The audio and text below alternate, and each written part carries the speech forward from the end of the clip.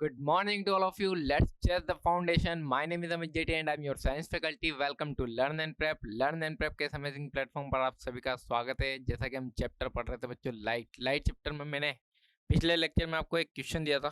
क्या क्वेश्चन था भाई? एक कुछ इस तरह का,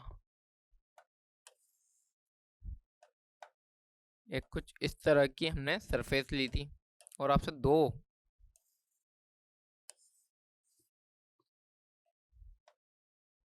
और एक सरफेस इस तरह की थी। तो आपसे क्वेश्चन पूछा गया था बच्चों, क्या क्या अगर यहाँ पर रिफ्लेक्शन होता है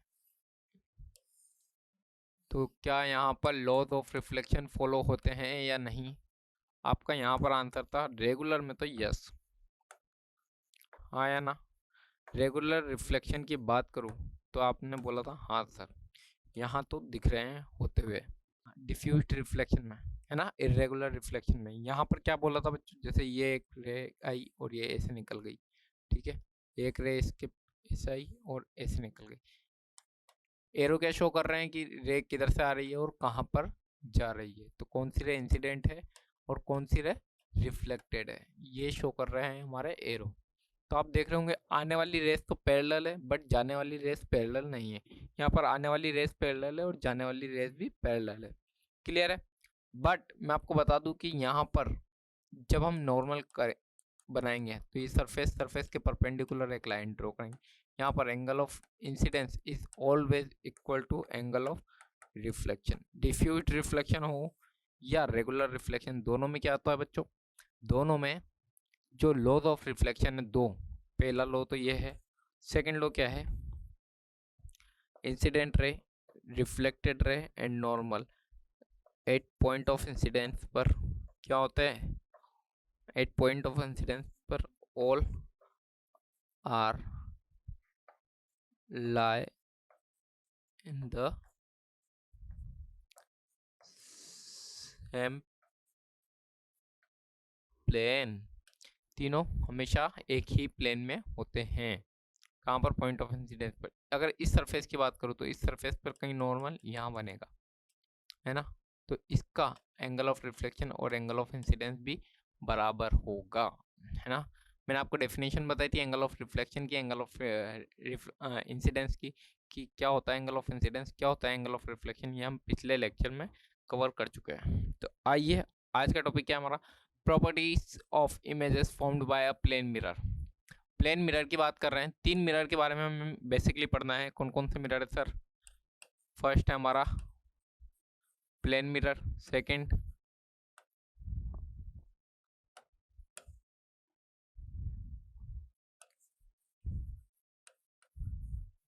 concave and third is convex. ये मिरर की बात कर रहे हैं हम, ठीक है। ये हमारे पास तीन मिरर है। अभी हम प्लेन मिरर की बात कर रहे हैं, तो प्लेन मिरर का बेस्ट एग्जांपल है कि आपके घर पर जो मिरर होता है बच्चों, वो कौन सा मिरर है? Plane mirror. हम किसी भी मिरर को शो करने के लिए एक तरफ उसकी रिफ्लेक्टिंग सरफेस बनाते हैं और दूसरी तरफ उसको पॉलिश कर देते हैं। तो पॉलिश को डैश लाइन से डिनोट करते हैं।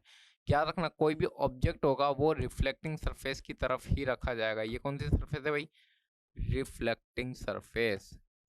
तो इट मीन्स कि जो भी रिफ्लेक्शन होगा, इट मीन्स कि जो भी रिफ्लेक्शन होगा वो इस तरफ से होगा। और ये कौन सी सरफेस है? Polish surface.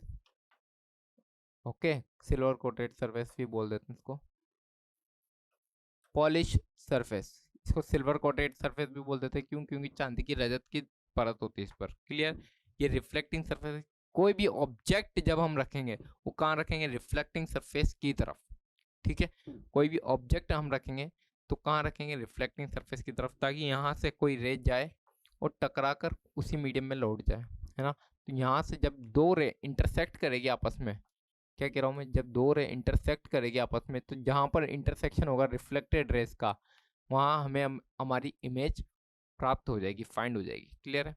जहाँ दो रिफ्लेक्टेड रे आपस में इंटरसेक्ट करती है वहाँ पर हमें हमारी इमेज मिल जाती है, ठीक है। तो बेस्ट एग्जांपल क्या है प्लेन मिरर का? प्लेन मिरर का बेस्ट एग्जांपल है जो हमारे घरों में मिरर है, वो प्लेन मिरर का बेस्ट एग्जांपल है। क्लियर है? तो फर्स्ट हम प्रॉपर्टीज देखेंगे कि प्लेन मिरर से कैसी हमें इमेज मिलती है। तो सबसे बड़ा एग्जांपल आपके घर पर है। आप एक बार आंखें बंद कीजिए और एक बार अपने आप को इमेजिन कीजिए कि आप मिरर के सामने खड़े हुए हैं। क्लियर है? तो फर्स्ट जब हम मिरर के सामने खड़े होते हैं, सुबह सुबह रेडी होने आते हैं, ठीक है, रेडी होकर हम जब स्कूल जाते हैं तो प्लेन मिरर के सामने खड़े होते हैं, तो सबसे पहले हमारी इमेज कैसी बनती है बताओ सर? सबसे पहले इमेज हमारी सीधी बनती है ना? सीधी बनती है। हाँ, कैसी? सीधी, इरेक्ट बोलते हैं जिसे। ठीक है, ऐसा तो नहीं है किसी के घर में कि भाई माथे की जगह सर की जगह पैर आगे हो और पैर की जगह सर आगे हो, ऐसा तो नहीं है ना? नहीं नहीं नहीं नहीं, अगर ऐसा है तो वो प्लेन मिरर नहीं है, और दूसरा मिरर हो सकता है, बट प्लेन मिरर तो नहीं है। ठीक है, तो प्लेन मिरर की एक प्रॉपर्टी हमें पता चली, क्या सर? कि प्लेन मिरर हमेशा इरेक्ट इमेज देता है। ठीक है, इरेक्ट मीन्स सीधी इमेज देता है। और कल मैंने आपको बताया था जब मैंने वर्चुअल और रियल इमेज की बात करी थी, तो वर्चुअल जो इमेज है वो कैसी होती है? इरेक्ट होती है ना? हमेशा याद रखना, वर्चुअल इमेज कैसी होती है? इरेक्ट होती है, इट मीन्स सीधी खड़ी हुई होती है। जबकि रियल इमेज कैसी होती है? इन्वर्टेड होती है, उल्टी होती है। ठीक है, जैसा ऑब्जेक्ट रखा है उससे अपोजिट होती है। क्लियर है? तो हम ये भी कह सकते हैं कि जो इमेज मिलेगी हमें वो कैसी मिलेगी? वर्चुअल। या फिर मैंने आपको ये भी बताया था कि जो वर्चुअल इमेज होती है वो रिफ्लेक्टिंग सरफेस के पीछे बनती है। हाँ या ना? इट मीन्स जो वर्चुअल इमेज होगी वो कहाँ पर बनेगी भाई? इस तरफ कहीं बनेगी। अरे अरे अरे, जो वर्चुअल इमेज होगी वो यहाँ पर कहीं बनेगी। हाँ या ना? और जो रियल इमेज होगी वो यहाँ पर बनेगी, रिफ्लेक्टिंग सरफेस की तरफ रियल, रिफ्लेक्टिंग सरफेस के पीछे वर्चुअल। क्लियर है? यहाँ तक एक प्रॉपर्टी हमें क्लियर हुई कि सर प्लेन मिरर से कैसी प्रॉपर्टी कैसी इमेज मिलती है हमें? Virtual and erect. ठीक है, क्या सीधी है? हाँ सीधी है। अच्छा एक बात बताओ, जब आप प्लेन मिरर के सामने खड़े होते हो तो क्या सेम हाइट की इमेज मिलती है क्या? ऐसा तो नहीं है अगर मैं 6 फुट का हूँ तो मेरी इमेज 3 फुट की हो जाएगी, है ना? क्यों? नहीं नहीं नहीं, ऐसा नहीं है ना? या फिर 6 फीट का हो तो 12 फीट की हो जाएगी, ऐसा भी नहीं है। बड़ी इमेज भी नहीं मिलती, इट मीन सेम साइज की मिलती है। जितने साइज का मैं हूँ उतनी ही साइज का इमेज मुझे मिल जाएगा, या जितनी साइज का हमारा ऑब्जेक्ट है उतनी ही साइज की हमें इमेज अपनी मिल जाती है। सेकेंड प्रॉपर्टी हो गई। अच्छा, सेम डिस्टेंस पर मिलती है क्या? कैसे सर? कि जैसे ये मिरर है, ठीक है, मेरी इमेज कहीं मिल रही है, दिख रही है मेरे को। अब जैसे मैं मिरर से एक कदम पीछे गया तो क्या मेरी इमेज भी मिरर से एक कदम पीछे गई? जैसे मैं एक कदम आगे आया तो क्या मेरी इमेज भी मिरर के एक कदम आगे आई? आप बोलोगे हाँ सर ऐसा तो होता है ना? ऐसा होता है 17-18 सालों में नहीं। ठीक है, तो आइए हम ये बताना चाह रहे हैं कि जो मिरर की और ऑब्जेक्ट की डिस्टेंस सेम मिरर की और इमेज की डिस्टेंस होती है।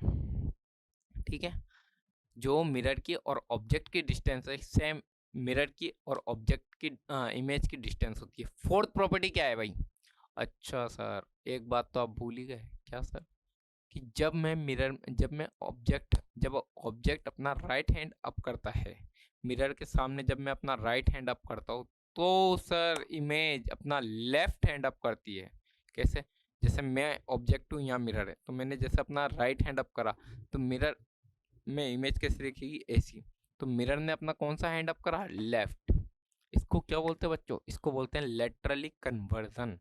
क्या बोलते हैं इस प्रॉपर्टी को? लेटरली कन्वर्जन, या इन्वर्टेड बोलते हैं, लेटरली इन्वर्टेड। ठीक है, इस तरह की टर्म्स हम यूज करते हैं। तो आइए देखते हैं। ठीक है, property of image formed by a plane mirror, the image formed in a plane mirror is virtual and erect. याद रखना, जो वर्चुअल इमेज होती है वही इरेक्ट होती है, या इरेक्ट इमेज ही कैसी होती है? वर्चुअल होती है। Of the same size of the object, same size की बन रही थी। जब मैं 6 फुट का था तो क्या इमेज भी 6 फुट की बन रही थी? आप बोलोगे हाँ सर आपने बताया कि 6 फुट के थे तो 6 फुट की इमेज बन रही। At the same distance from the mirror as the object is in the front of it, जितनी डिस्टेंस मिरर और ऑब्जेक्ट के बीच में थी, क्या सेम डिस्टेंस मिरर और इमेज के बीच में थी? आप बोलोगे हाँ। फोर्थ प्रॉपर्टी क्या है? Laterally inverted. इट मीन्स अगर मैं ई को मिरर में देखना चाहूँ तो ई कैसा दिखेगा? फर्स्ट ऑफ ऑल अगर ये एक्स डिस्टेंस पर है तो यहाँ पर भी क्या है भाई? एक्स डिस्टेंस पर ही बनेगी। ये कितने हाइट का है? वाई हाइट का है। तो यहाँ पर भी आप देखोगे वाई हाइट का ही ई बनेगा, ठीक है, वाई हाइट का ही ई बनेगा, बट ये कुछ इस तरह बनेगा। तो इस प्रॉपर्टी को क्या बोलते हैं हम? Laterally inverted. क्लियर है? आइए, अगर यहाँ पर हम खड़े हैं, ठीक है, यहाँ पर हमारी बोतल है, एक रे हमने यहाँ से पास करवाई और आफ्टर रिफ्लेक्शन ये हमारी आंखों पर आई, तो इसका कहीं ये इंसिडेंट रे, ये reflected angle of incidence, angle of reflection ये नॉर्मल हो गया। सेम है, दूसरी रे हमने यहाँ से पास करवाई और ये भी हमारी आंखों पर आई, तो इसका भी कुछ ऐसा हो गया। अब देखो हमें क्या लगेगा कि पीछे से यहाँ से ये रे आ रही है, दो रे, ठीक है, तो जहाँ पर ये दोनों रे इंटरसेक्ट करेगी वहाँ पर हमें हमारी इमेज मिल जाएगी। अभी ये देखो इधर, इसको रफ करके बताता हूँ मैं आपको।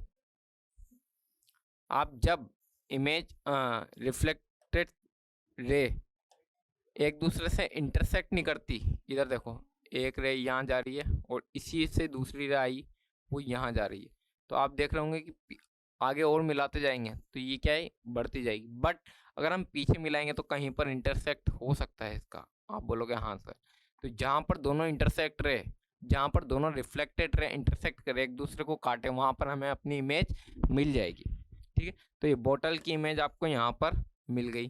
क्या सेम डिस्टेंस पर मिली? आप बोलोगे हाँ सर। डी अगर डिस्टेंस थी और इमेज, ये ओ क्या है, ऑब्जेक्ट है, आई क्या है, इमेज के लिए आई, और लेकिन डिस्टेंस कितनी है, डी ही ली है, ठीक है। सेम हाइट की बोतल मिली है, आप बोलोगे हाँ सर सेम हाइट की बोतल मिली है। इट मीन्स कि ये कौन सा मिरर हुआ, ये प्लेन मिरर हुआ। क्लियर? क्लियर? ये रिफ्लेक्टिंग सरफेस है, इट मीन्स यहाँ पर पॉलिश किया हुआ है इस तरफ से, ठीक है।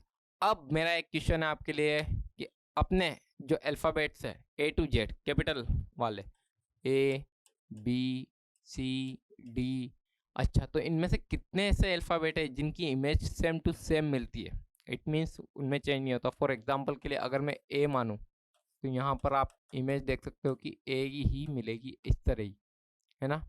बट अगर मैं बी लूँ तो यहाँ पर इमेज कैसी मिलेगी, इस तरह। तो आपको बताना है कि कितने ऐसे अल्फ़ाबेट्स है जिनकी इमेज सेम टू सेम मिलती है, ठीक है। ठीक है बच्चों, तो ये आज का इंटरेस्टिंग क्वेश्चन है आपके लिए कि ऐसे कितने अल्फ़ाबेट्स है प्लेन मिरर में जिसकी इमेज सेम टू सेम मिलती है। Okay, to get more information please like, subscribe and comment. और अधिक जानकारी के लिए आप हमारा टेलीग्राम चैनल भी है जिसे ज्वाइन कर सकते हैं। To get the full course please log in our website learnandprep.com। चलिए, थैंक यू सो मच।